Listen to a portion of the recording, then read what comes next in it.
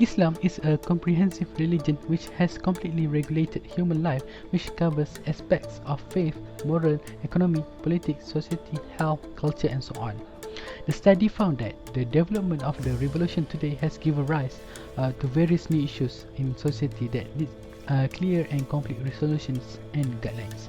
So, it is important to systemize and establish legislation on certain matters to make it easier for Muslims to conduct their daily life and to avoid confusion in the community about the matters involving the religious law. The existence of Fatwa Council at every state level facilitates the issuance and the determination of fatwa on matters that occur in our society.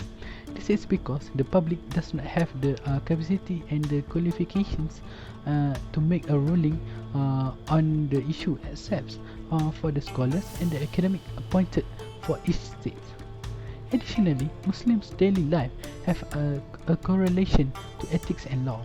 The law that codifies most criminal offences and procedures in Malaysia is either made or included or take the shape of ethical and moral principles. Islam forbids unethical behaviors and teach its adherents on how to live morally.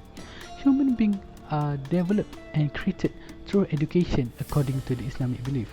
Hence, the objective of the study that we did was one is to examine the contemporary issues regarding the ethics and law in Malaysia, and two is to explore the methods of Islamic scholars to come out with fatwas in clarifying the issues that happen in our society, and the third one is to understand the conclusion of the fatwa provided on the issues that arise. Generally, ethics is a branch of philosophy that discusses values and moral norms that determine human behavior. In Islam, ethics can be defined as the concept of ihsan, namely the perspective and behavior of humans in social relations only and to serve God. Law is a rule developed by governments to provide balance in society and protect its citizens. In Islam, the decline of law is to facilitate people in solving all problems in life while upholding justice on earth.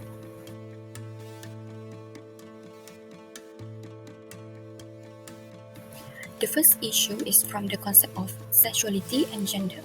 Sex refers to the biological and physiological differences between males and females, while gender defined as the socially constructed features of a man and woman. So the related issues on sexuality and gender are the phenomenon of lesbians, gays, bisexual, and transgender wishes activity. But we will focus on the issue of homosexual and transgender. So what is homosexual? It is defined as a group of men or women who are sexually attracted to their same gender. Transgender is a person who feels that their gender identity is different from the gender they were born with.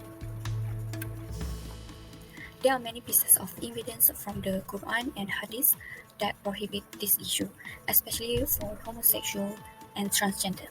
Islam also strictly forbids men pretending to be women and women pretending to be men, or because there are seeds that can invite immoral acts.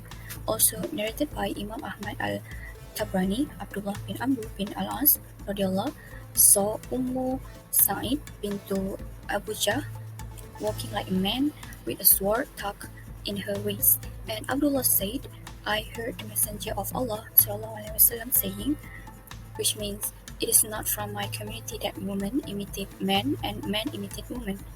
And this curse in the above hadith is very serious reproach to the perpetrator because it shows how strict the Prophet's prohibition against such act. Based on this issue, the method of fiqh that the harm must be eliminated, ador yourself, then the transsexuals must also be eliminated. This method covers harm that has not yet occurred by means of prevention and also harms that have occurred by means of elimination. And in the context of gender reassignment, it is more appropriate to ban it because If the benefits that lead to harm are prevented, then the harm that leads to the other harms should also be prohibited and prevented. Because among the harms that will result from gender reassignment are legal confusion due to unclear gender status and can bodily impair. Transgender can be broken down into three categories, with each of them being approached with a different approach. So the main arguments of all fatwas that have been appointed are these three categories in transgender issues. The first one is mukhanat khalqi, which is mukhanat by nature. These people are someone who has feminine characteristic by nature. That is, they do not invent those traits by themselves. It just happened in their nature way. And for this group, there is no guilt or sin, and do not be ashamed of what is done to them as long as they do not commit illegal acts such as being involved in prostitution. So the second group is of a womanly character with an immoral purpose, and she is considered to have committed a sin and is to be blamed. So who are also called as mukhanat bil amdi, which is fake mukhanats.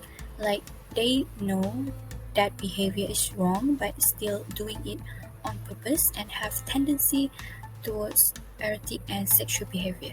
And this is the group that was cursed by the Prophet Muhammad.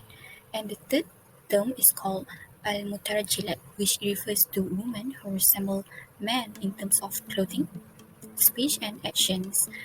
Contrary to the attitude of al-mukhannats, which is the men who resemble women. So it is hoped that with the findings of the study regarding the hadith of the Prophet Muhammad that forbids this LGBT behavior, it is possible to dispel all wrong perceptions among Muslims, LGBT scholars, and practitioners who support this perverse behavior. I will continue the presentation in part of student discussion.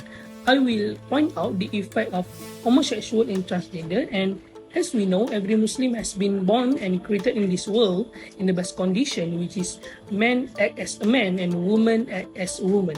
Then the effect can be seen when the LGBT group actually leads to the sexually transmitted diseases such as HIV and AIDS, which clearly bring harm to the mankind.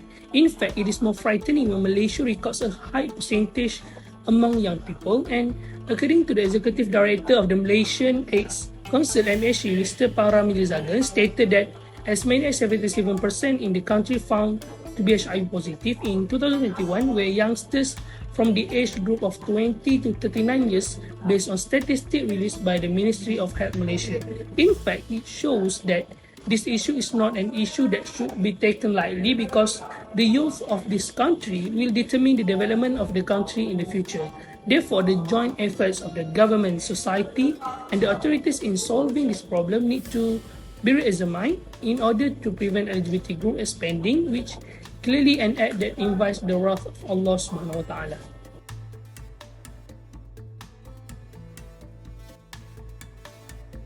Assalamualaikum guys, I'm Adiba and I'll be talking about marriage issue, precisely in lafaz kinayah and uncertainty in marriage. Alright, so it is normal for us to attract with the opposite genders, so some of us may proceed to marriage, and at some point, some of us, na'udzubillah min zalik, will face divorce, separation or talaq. So the issue is what happened to wife that received talaq, lafaz kinayah from their husband.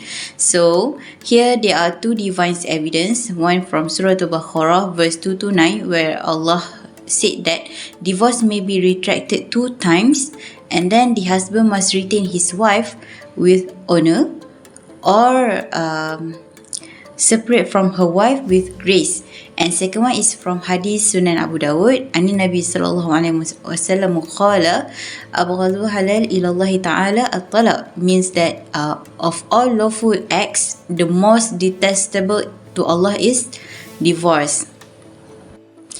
Next, we decide al-umur bimaqasidiha, or the matters are judged by intentions.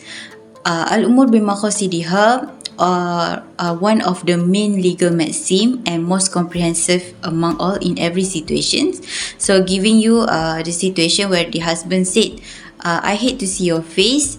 Second one, go to your parents' house. So this sentence bring two meaning. Which one?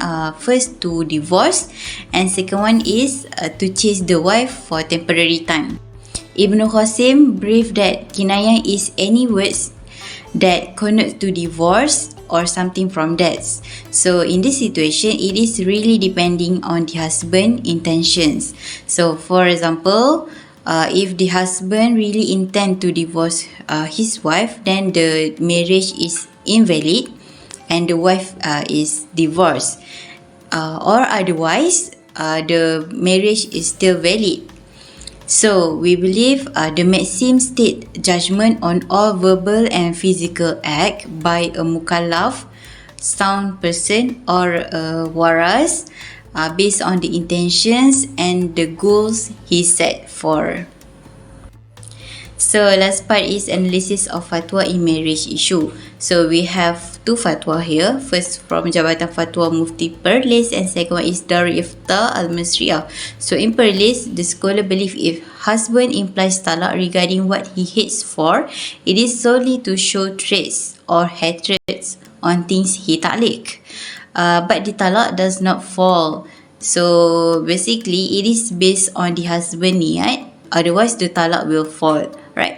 However, from still in Perlis, partial of the ulama believe that from Surah Tahrim verse 2, they believe that talak taklik is part of swearing. So the husband shall fulfill kafarah of swearing by feedings or giving clothes for 10 person or fasting for 3 days. Next, if the husband divorced the wife by something that he thought it will not happen ever, but the things already happened in the past, so the talak did not fall if the husband does not intend to divorce but as threatens or to scare the wife from repeating the same action twice. Second one is from Darul Ifta Al-Masriah. They have three situations. First, if the husband feel uncertain if he divorced the wife already or not. So based on uncertainty is not removed by doubt. Therefore, the marriage is still valid except they got a very big suspicious arise.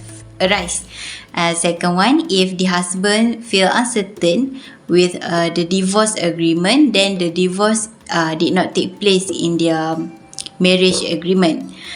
And third one, if a wife feel uncertain about her or about their marriage status, then the answer is the marriage is remain still valid and the agreement is upheld.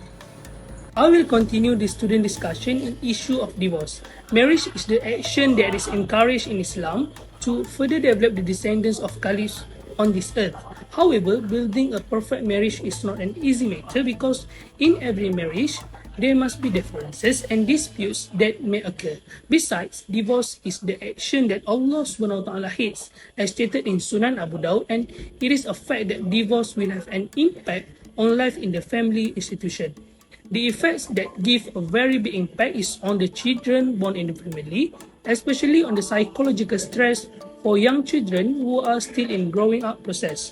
Truth to be told that the Director General of the Malaysian Shariah Justice Department JKSM, Datuk Dr. Muhammad Ain Mokhtar, said that a total of 45,000 divorce has been filed nationwide in 2021 and 38,000 cases have been successfully resolved, while 7,000 are still pending at the Sharia court.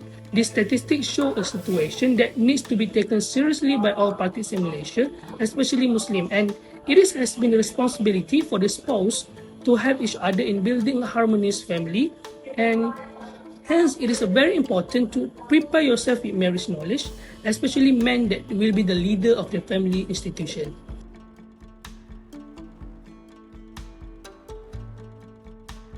Move to the next issue, which is personal escort. Personal escort who is presented to the public as available for consideration to date or engage in other activities that are to arouse and satisfy the sexual desire of a client or boss. It becomes an issue when it leads to the prostitution, purposely for having a sex. Latest issue, there's a service that is the same as the personal escort and has just been introduced, which is Sugar Baby. It tied to the payment in exchange for companionship.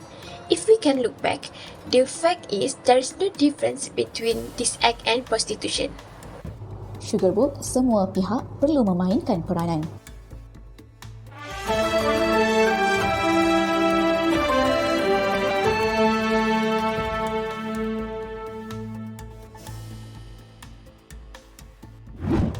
Semua pihak termasuk ibu bapa, jiran tetangga dan masyarakat sekeliling diseru agar cakna dan prihatin dengan isu tidak bermoral yang berlaku dalam kalangan anak muda. Ahli Dewan Undangan Negeri Adun Wanita Terengganu Zuraidah Muhammad Nur berkata, isu melibatkan maruah dan aktiviti maksiat yang berlaku dalam kalangan pelajar universiti bukan perkara remeh lagi. Tambahnya, usaha untuk menghapuskan aplikasi seperti Sugarbook perlu segera dan terus dilaksanakan. Beliau berkata demikian selepas membuat laporan polis di Ibu Pejabat Daerah Polis Kuala Terengganu pada 16 Februari 2021. Dalam pada itu, Pengerusi Jawatan Kuasa Pembangunan Insan, Pendidikan, Pengajian Tinggi dan Teknologi Maklumat Negeri, Datuk Dr. Muhammad Fazli Hassan, turut menyarankan agar Kementerian Pengajian Tinggi KPT mengenal pasti punca dan masalah yang berlaku dalam kalangan pelajar sehingga mereka terjebak dengan gejala tidak bermoral. Katanya, perkara ini penting sebagai usaha untuk menangani masalah tersebut. Sebelum ini, Suruhanjaya Komunikasi dan Multimedia Malaysia SKMM telah mengambil langkah proaktif dengan menyekat laman web Sugarbook kerana melanggar peruntukan Seksyen 233 Akta Komunikasi dan Multimedia 1998. Namun, satu laman rasmi baru bernama Sugarbook telah diwujudkan dengan tujuan yang sama dan mendapat respon dari pelbagai pihak. Bagi menjawab perkara itu, Timbalan Menteri Sains, Teknologi dan Inovasi Ahmad Amzad Hashim menerusi laman Facebooknya berkata, laman web Sugarbook itu juga telah disekat kerana melanggar undang-undang negara. Katanya lagi, kerajaan akan menggerakkan segala sumber kepakaran yang ada bagi menyekat kesalahan yang tidak bermoral itu dari terus berleluasa. Prohibition of adultery and prostitution can be referred under the Surah Al-Isra in verse 32. وَلَا تَقْرَبُوا الزِّنَا إِنَّهُ كَانَ فَاحِشَةً وَسَاءَ سَبِيلًا, meaning, do not go near adultery. It is a truly shameful deed and an evil way. The word do not go near or do not approach show that all things that lead to the adultery are forbidden and avoided, even though they are considered as minor sins. This act may lead to the moral destruction, especially to the woman. Under the Maqasid Syariah, Al-Daruriyat Al-Khamsah tell on the importance of maintaining the dignity. Legal maxim for this issue was related with the principle of intention, Al-Umur Bimaqasidiha. Things are decided based on the people's intention. Person's action will bring to a specific hukum when they conduct with a specific intention. Most of the individuals who are involved in this Sugar Baby application, Sugarbook, are among young people, and some of them are also from the students. When they get involved, because they want to gain money support for their studies fees. Although we can see that their intention is right, which is they want to gain income for paying their education fee, the way they try to gain money is wrong from the Sharia perspective. If the purpose to be achieved is bad, then any form that related means is prohibited. We cannot hide doing bad things under the good intention. What is haram is stay as haram. Next, there is still no specific fatwa issued by the Mufti of Malaysia regarding this issue. However, we can refer the ruling of getting involved with Sugar Baby application through the prohibition of adultery, and it has already been made written in our primary sources, Al-Quran. Mufti of the Federal Territory regarding on this issue mentioned that they took initiative to provide advice and guidance on Sharia law to the public. According to the principle of Satu Zara'i, he also mentioned that closing of doors that can lead to acts that are unlawful in Islam is in line with the ban on Muslims from participating in this application. It contradicts with the norms of this country's society, which always preserve morals and decency in the aspect of socializing between men and women. While from the Mufti of Negeri Sembilan mentioned that the attitude of taking Islamic law lightly and not serious is the cause of these persons being trapped in these immoral sins. Offense on the prostitution, we can look at the Sharia Criminal Offence Act, Federal Territories 1997, under the Section 21, any woman convicted under this offence may be fined not exceeding 5,000 ringgit or imprisoned for the term not exceeding 3 years or whipped not exceeding 6 lashes or punished with both.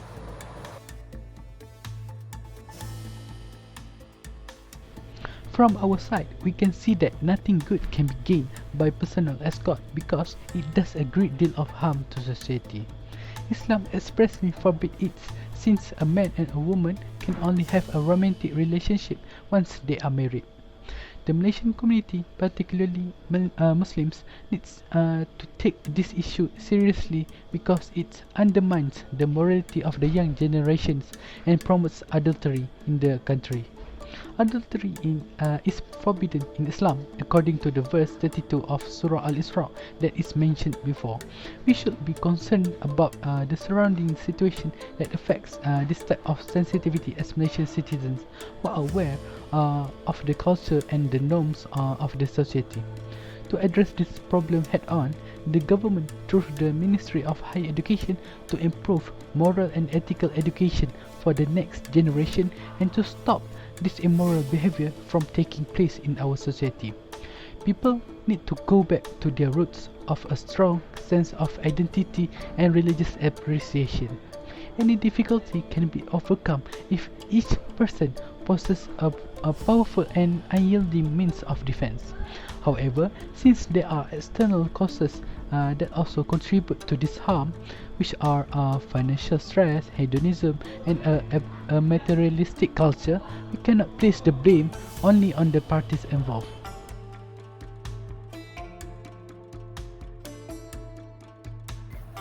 That's Islam age. One of the main points in Makosisha is that Islam places a great emphasis on protecting the lineage of Muslim.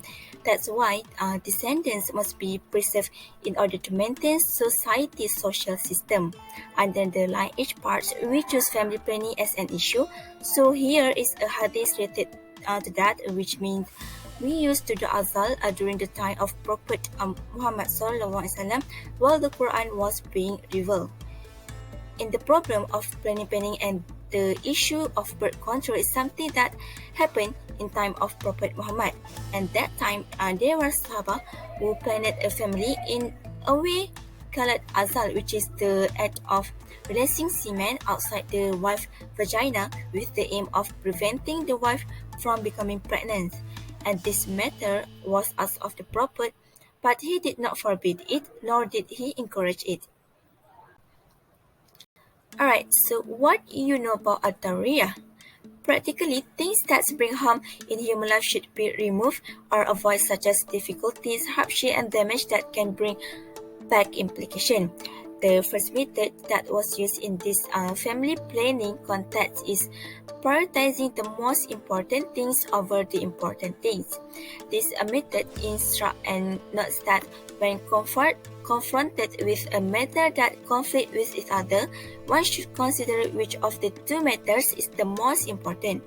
For example, Amina had to take birth control pills to space out the gap between giving birth in order to take care of her body health problems. Second is the necessity justify that which may be unlawful. However, the principle of an enable darura is not general and open, as we can see in the third legal maxim of the things that are urgent when given the flexibility to use them are used only in proportion, which means there are limits and restrictions that need to be acknowledged and accepted in any circumstance that a person encounters in the face of an emergency. This is among the view from the Fatwa about family planning. from the Malaysia Fatwa Committee, sterilization of a man and woman is prohibited.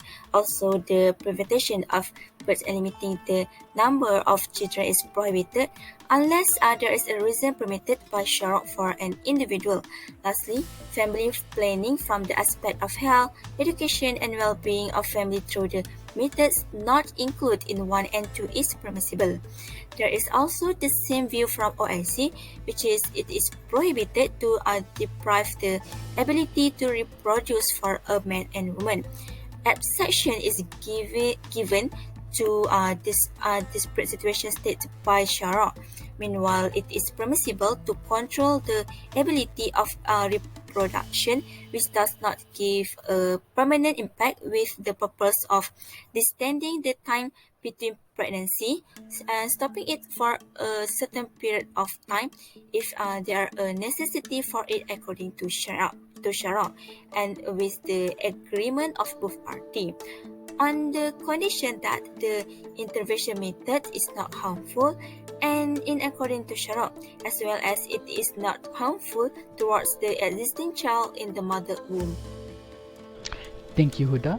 From an Islamic perspective, we can comprehend that children are not only a gift and a commitment from Allah to a married couple, but they also become a continuing investment of the hereafter for the parents if they are educated with the Quranic and Sunnah teachings.